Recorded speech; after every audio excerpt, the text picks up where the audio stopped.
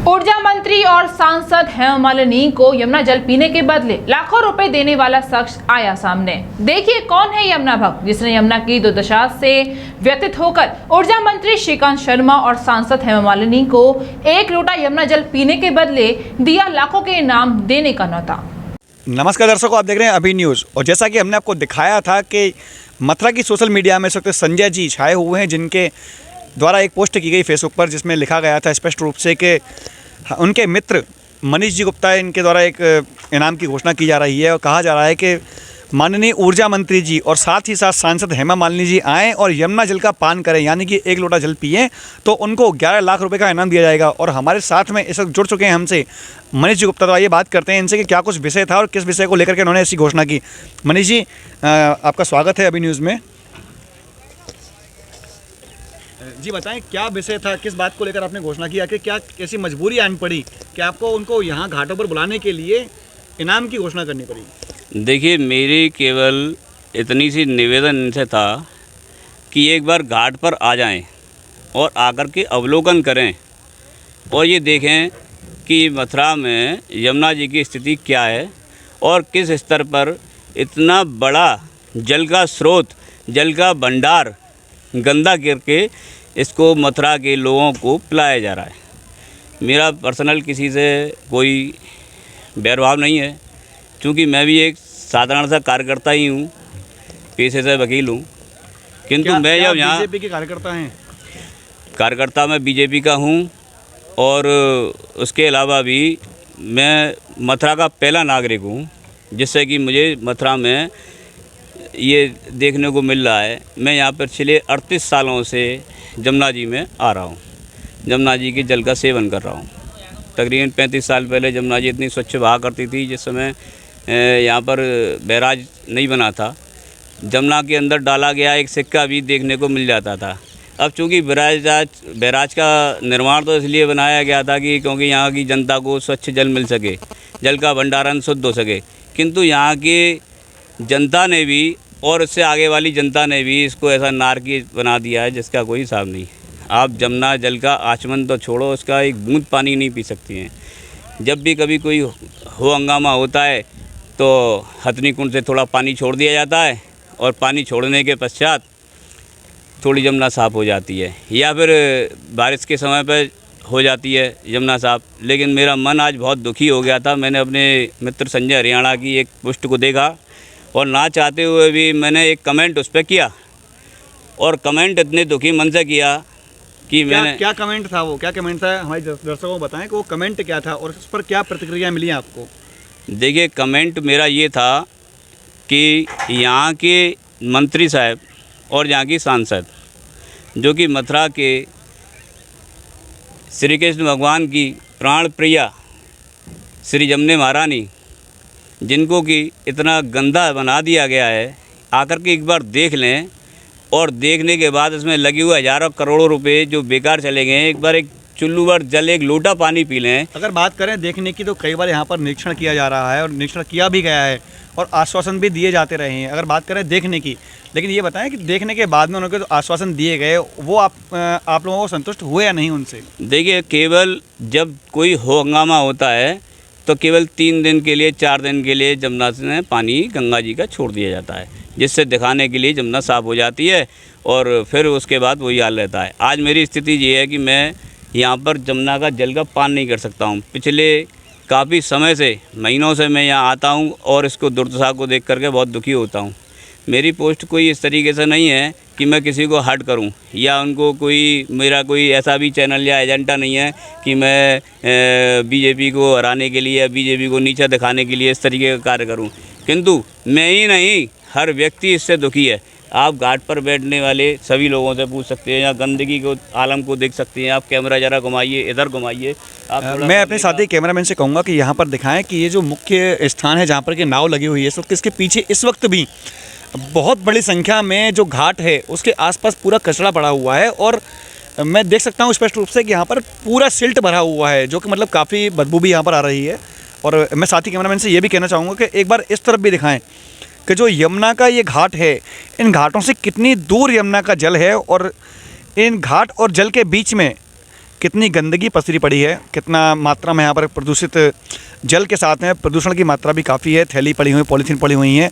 और इसी के साथ में एक बार फिर से इनसे जुड़ता हूँ और बताते हैं, इनसे पूछते हैं कि आपके साथ ही किन किन लोगों द्वारा और भी कमेंट्स किए गए, क्या क्या और नामों की लगातार घोषणा की जा रही है, बताया जा रहा है कि देखिए, मुझे अपने केवल कमेंट की याद है जो मैंने कही थी कि मैं 1 लाख रुपए मंत्री महोदय के लिए और 11 लाख रुपए सांसद महोदय के लिए दूंगा कि केवल 1 लोटा जल पानी का, जमुना जल का, वो यहाँ पे पी जाएं।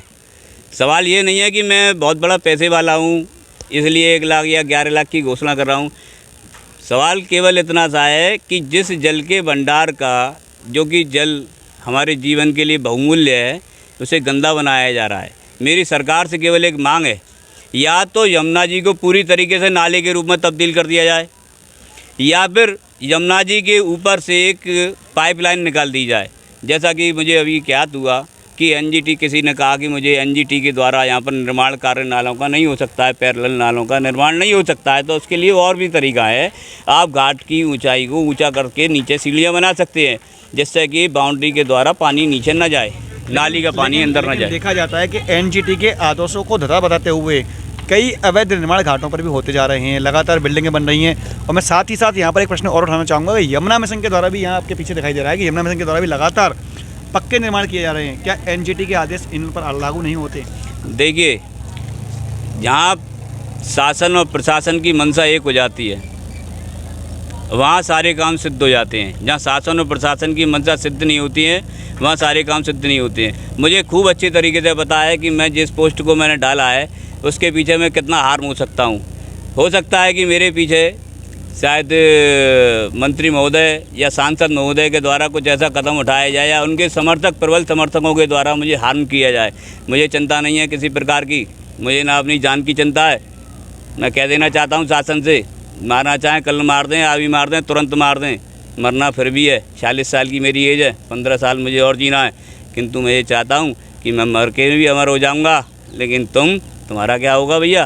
तुम अपनी स्थिति देखो, कितनी गंदगी है।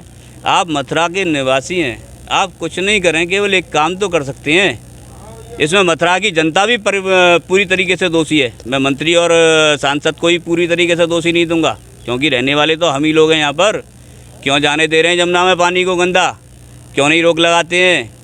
क्यों नहीं आवाज़ उठाई जाती है? क्यों नहीं आवाज़ उठाई जाती है? यदि सारी जनता एकजुट हो जाए तो मजाल है कि नाली का पानी इधर घुस जाए, साले पानी के पूरा का पूरा उसी पे रोड पे बहने दो पानी को। देखेगी सरकार, जिस तरीके से देखेगी बाज़ार के नालों में गड्ढा खुदवाएगी, उसमें नाला बनाएगी। बहुत सारे तरीके हैं जिससे कि यमुना में गंदा पानी जाने से रोका जा सकता है। लेकिन अकर्मण्यता और उदासीनता और उसके बीच में लगे हुए, हो सकता है मंत्री जी सही हो सकता है सांसद महोदय सही हो, उनके बीच के कुछ व्यक्ति हो सकता है नहीं इस उदासीनता को सही करना चाहते हो। यहाँ के शासन प्रशासन, ज़रूरी नहीं है, किसी एक व्यक्ति को दोषी नहीं ठहराया जा सकता है। वास्तविकता क्या है?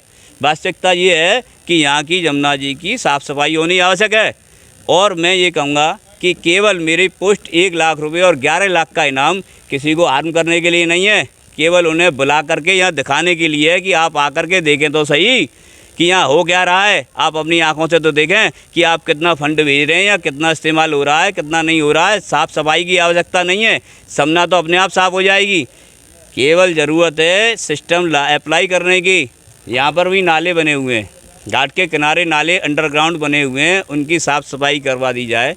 घाटों का थोड़ा सा ऊंचा करके उसको साथ में सीढ़ियाँ बना दी जाएँ, जिससे कि सड़क का पानी यमुना में न जाए, नाली का पानी यमुना में न जाए। और उसके किनारे किनारे, घाट के किनारे किनारे हम पार्क का निर्माण कर दें, जिससे कि हमारे पास आने वाले जितने भी तीर्थयात्री हैं, हमारे बाहर के लोग हैं, हमारे मथुरा के लोग हैं, इनको एक पर्यावरण और एक अच्छा पर्यटन का स्थान मिल सके। हो सकता है मंत्री जी या सांसद महोदय या उनके साथियों को बुरा लगे, मैं इस बात का बुरा नहीं मानता हूँ।